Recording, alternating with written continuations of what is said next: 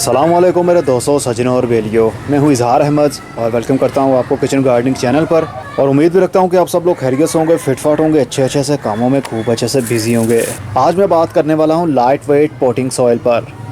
जो लोग roof top पर गार्डनिंग करते हैं उन सबकी यही प्रॉब्लम होती है कि हमारी छत के ऊपर ज़्यादा वेट ना बढ़े। तो मैंने पहले एक्सपेरिमेंट किया, सोइल को बनाया और टेस्ट किया, मुझे अच्छा रिजल्ट मिला, तभी मैं आप लोगों के साथ अब शेयर करने आया हूँ। लाइट वेट पॉटिंग सॉइल मतलब सॉइल लेस सॉइल, मतलब जिसके अंदर क्ले ना हो, मिट्टी ना हो। ऐसी सॉइल बहुत तरीक़ों से बनाई जा सकती है, बहुत से डिफरेंट तरीके होते हैं। हर शहर के, हर मुल्क के, हर टेम्परेचर के हिसाब से पॉटिंग मिक्स बनाया जाता है, लेकिन जो मैं यूज़ कर रहा हूँ उसके बारे में मैं आपको बताने वाला हूँ। पॉटिंग मिक्स का मतलब ये होता है कि उस मिट्टी के अंदर सब कुछ वो हो जो पौधे की ज़रूरत होती है। जिस तरह मिट्टी के अंदर हम खादें डालते हैं, गाय का गोबर डालते हैं, केमिकली खादें डाली जाती हैं और ऑर्गेनिक खादें डाली जाती हैं। तो पॉटिंग मिक्स का मतलब यही होता है कि पॉटिंग मिक्स मतलब पॉटिंग के लिए हमने सब चीज़ों को मिक्स कर देना है जो रूट्स के लिए अच्छी होंगी। तो उसके लिए बहुत ही डिफरेंट तरीके होते हैं सॉइल बनाने के लिए।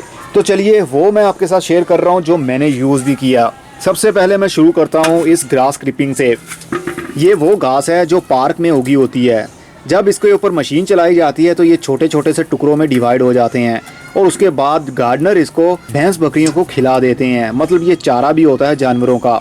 मैंने एक बैग मंगवाया था, इसको मैंने डिकम्पोज किया। इसको हमने किस तरह डिकम्पोज करना है आप लोगों ने वीडियो देखी हुई है। अगर वीडियो नहीं देखी तो लिंक आ रहा है, इसके ऊपर क्लिक करेंगे तो आपको ये वीडियो देखने में मिलेगी। इस सॉइल के दो हिस्से बने थे हमारे पास, एक तो ये जो अभी मोटी मोटी सी है और एक बिल्कुल ही पाउडर।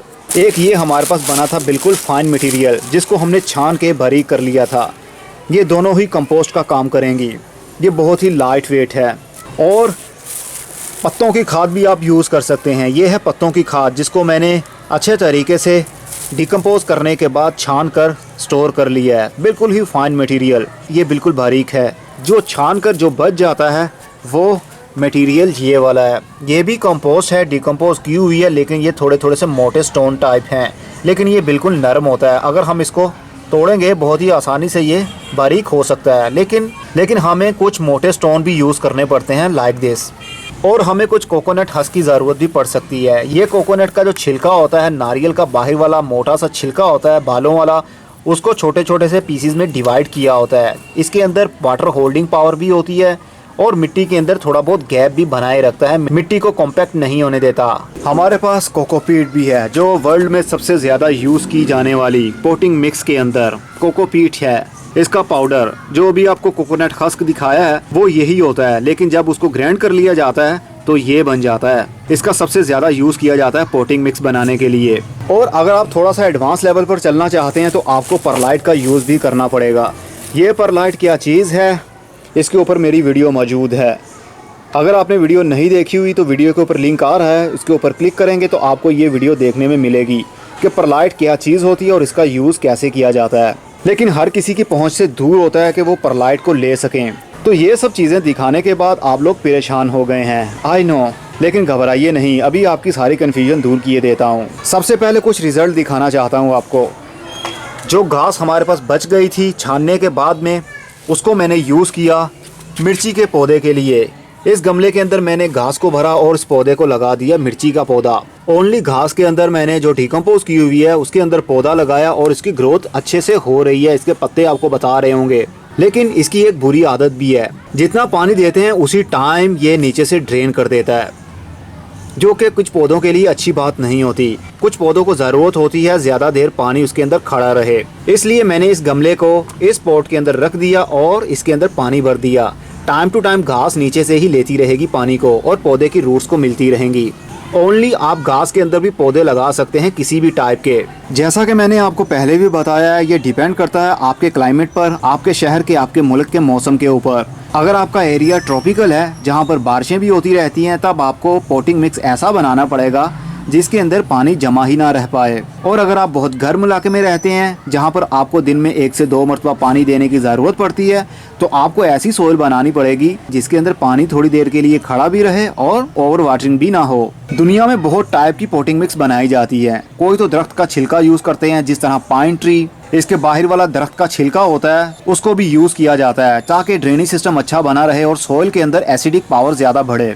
एक ही टाइप की पॉटिंग मिक्स सारे पौधों के लिए यूज़ नहीं की जा सकती। फॉर एग्जाम्पल कैक्टस प्लांट के लिए किसी और टाइप की सॉइल बनानी पड़ेगी आपको, सैकुलेंट के लिए किसी और टाइप की, हाउस प्लांट के लिए किसी और टाइप की, और वेजिटेबल्स प्लांट के लिए किसी और टाइप की। ऑलराउंडर कोई भी पॉटिंग मिक्स आप यूज़ नहीं कर पाएंगे हर पौधे में।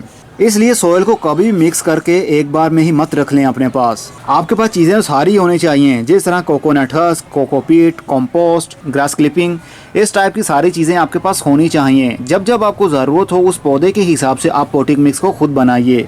तो चलिए आपको एक सिंपल तरीका बताता हूँ पॉटिंग मिक्स बनाने के लिए। चीज़ें जो मैंने आपको बताई हैं यही काफ़ी रहती हैं पॉटिंग मिक्स बनाने के लिए। कोकोनट हस्क अगर ये ना हो तो भी कोई बात नहीं है, कोकोपीट तो चलेगी ही। और कंपोस्ट का होना बहुत ज़रूरी है। अगर कंपोस्ट आपके पास नहीं है तो भी आपको घबराने की ज़रूरत नहीं है।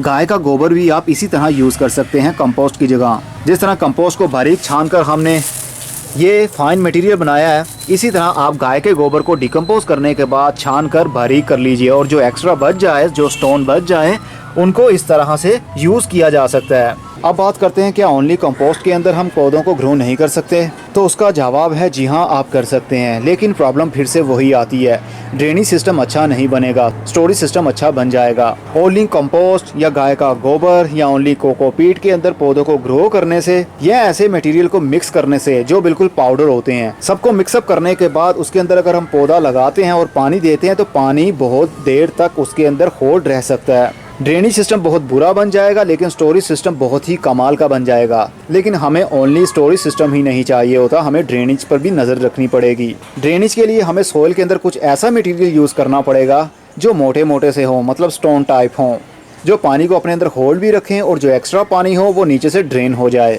उसके लिए हम यूज़ करते हैं मोटा मटीरियल, जिस तरह के कोकोनट हस्क और कंपोस्ट का बचा हुआ वेस्ट, या फिर ग्रास क्लिपिंग का बचा हुआ वेस्ट, या फिर परलाइट।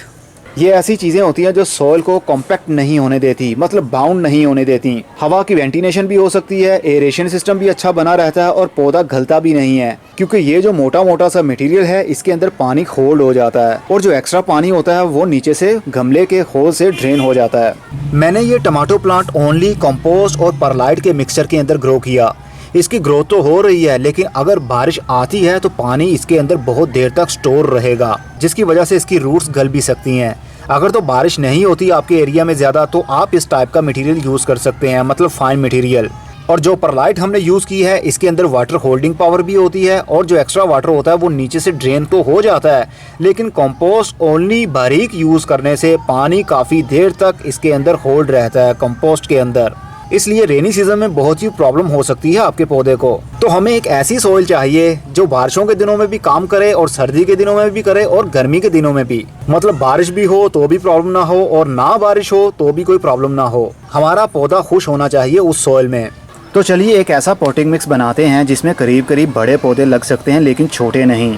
बड़े पौधों से मतलब जिनकी रूट्स वेल सेटल हों। जो पॉटिंग मिक्स मैं बनाने वाला हूँ इसके अंदर हम सीडलिंग नहीं कर सकते, क्योंकि इसके अंदर काफ़ी मोटा मोटा सा मटेरियल भी यूज़ करेंगे हम। उसके लिए हमें ज़रूरत है कोकोनट हस्क की और कंपोस्ट का वेस्ट बचा हुआ मोटा मोटा सा।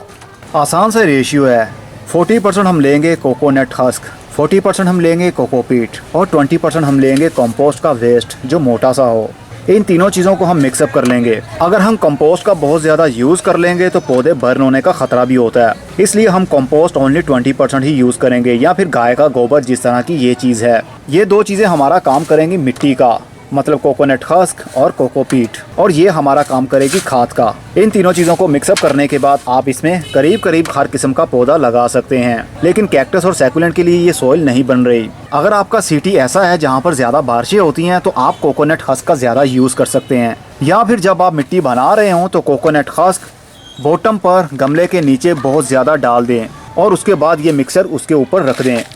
जब बारिशें ज़्यादा होंगी तो ऊपर वाली सोइल काफ़ी गीली हो जाती है और पानी नीचे वाली साइड पर जाकर जमा रहता है। तो अगर कोकोनट हस्क नीचे वाली साइड पर काफ़ी ज़्यादा होंगे तो वो पत्थर का काम करेंगे। जिस तरह पत्थर के ऊपर मिट्टी होती है, बारिश मिट्टी के ऊपर होगी और मिट्टी के नीचे पत्थर होंगे, तो जितना भी एक्स्ट्रा वाटर होगा वो फौरन नीचे से ड्रेन होता रहेगा, जमा नहीं रहेगा। अगर आप ओनली यही मटेरियल यूज़ करेंगे तो पानी काफ़ी देर तक नीचे इनको गीला रखेगा, जिनकी वजह से पौधों की रूट्स भी गल सकती हैं। इसलिए ये डिपेंड करता है आपके इलाके के ऊपर। अगर तो आपके यहाँ ज़्यादा बारिशें नहीं होती या आपने ऐसे एरिया में पौधों को रखा हुआ है जहाँ पर आप प्रोटेक्ट कर सकते हैं बारिश से तो आप ओनली यही मिक्सर बनाकर यूज़ कर सकते हैं।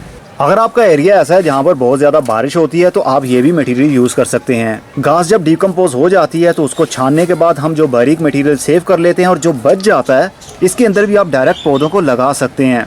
मुझे तो ये मटेरियल बहुत ही अच्छा लगा, लेकिन गर्मी के दिनों में काफ़ी प्रॉब्लम कर सकता है ये, क्योंकि इसके अंदर पानी होल्ड हो ही नहीं सकता। अगर आप इसके अंदर पानी को होल्ड करना चाहते हैं तो आप परलाइट का यूज़ कर सकते हैं या कोकोपीट भी इसके अंदर मिक्स कर सकते हैं। लेकिन अगर ओनली इसी के अंदर ही आप पौधे को लगाते हैं तो समझ लीजिए खाद का काम भी कर रहा है ये और मिट्टी का काम भी। और गमले के नीचे ट्रे रख लीजिए, उसके अंदर पानी भर दीजिए और टाइम टू टाइम जो गमले के नीचे होल होता है वहीं से ये घास पानी को लेती रहेगी। कुछ पौधे ऐसे भी होते हैं जिनको हम इंडोर रखते हैं और इनको ऐसी सॉइल की ज़रूरत होती है जो बिल्कुल ही लाइट वेट हो, मतलब हम इसको अपने टेबल के ऊपर या बेड के साइड टेबल पर रखते हैं। अगर इसके अंदर मिट्टी होगी तो काफी वेट पड़ जाएगा, इसलिए हमें ऐसी सॉइल यूज करनी पड़ती है जिसका वेट बहुत ही कम हो और वाटर को वो ज्यादा देर तक होल्ड भी ना रख सके। तो उसके लिए मैं यूज कर रहा हूँ घास। वही घास जो डिकम्पोज करने के बाद जो हम छान लेते हैं, जो उसका वेस्ट बच जाता है, उसके अंदर मैंने प्लांट्स को ग्रो किया। ये बहुत ही लाइट वेट है और जैसे ही हम पानी देते हैं वो नीचे से ड्रेन हो जाता है। इंडोर पौधों के लिए ये बहुत ही ज़बरदस्त रहेगी। एंड ऑफ दी वीडियो आपको मैं फिर से बताना चाहता हूँ, ये डिपेंड करता है आपके मौसम के ऊपर। आपका मौसम ठंडा है या गर्म है, बारिशें ज़्यादा होती हैं या कम होती हैं। जब ज़्यादा बारिशें होने लगें तो आप समझ जाइएगा आपको ऐसे मटेरियल की ज़रूरत है जिसके अंदर पानी ज़्यादा देर तक जमा ना रह पाए। मतलब कोकोनट हस्क यूज़ कर सकते हैं, परलाइट यूज़ कर सकते हैं, पत्थर भी यूज़ कर सकते हैं, स्टोन जिसको कहते हैं, जैसे कि ये वाले स्टोन मैंने यूज़ किए हुए हैं, मार्बल चिप्स जिसको बोलते हैं। मार्बल चिप्स का यूज़ आप कर सकते हैं बेडिंग करने में। गमले के नीचे जो बेड बनाते हैं हम, करीब 1 या 2 इंच की थिक लेयर इसकी कर दीजिए और उसके ऊपर हम कंपोस्ट या जो भी हमने पोटिंग मिक्स डालना है वो डालेंगे। अगर बारिश होती है तो जितना पानी ऊपर से पड़ेगा वो फ़ौरन नीचे से बजरी से बाहर भी निकलता जाएगा। लेकिन मैं बात कर रहा हूँ ऐसे पोटिंग सॉइल की जो हम छत के ऊपर रूफ टॉप पर गार्डनिंग करते वक्त यूज़ कर सकते हैं, जिसका वेट बहुत ही कम हो। तो उसके लिए आप वही चीज़ें यूज़ करें जो मैं आपको बता रहा हूँ। बजरी यूज़ करने से वेट बढ़ जाता है। होपफुली आपको काफ़ी इन्फॉर्मेशन मिल चुकी होगी। पोटिंग मिक्स आपने किस तरह बनाना है। रेशियो आपका ये होना चाहिए कि कंपोस्ट या गाय का गोबर 20% ही आपने अपनी पोटिंग मिक्स में यूज़ करना है। अगर वीडियो अच्छी लगी हो तो जल्दी से लाइक के बटन पर क्लिक कर दीजिए ताकि ऐसी वीडियो आप लोगों तक पहुँचती ही रहें। अब मैं चलता हूँ, अगली वीडियो में फिर किसी नई इन्फॉर्मेशन के साथ मिलेंगे। तब तक के लिए good bye, see you and tata, और अपना बहुत सा ख्याल रखिएगा।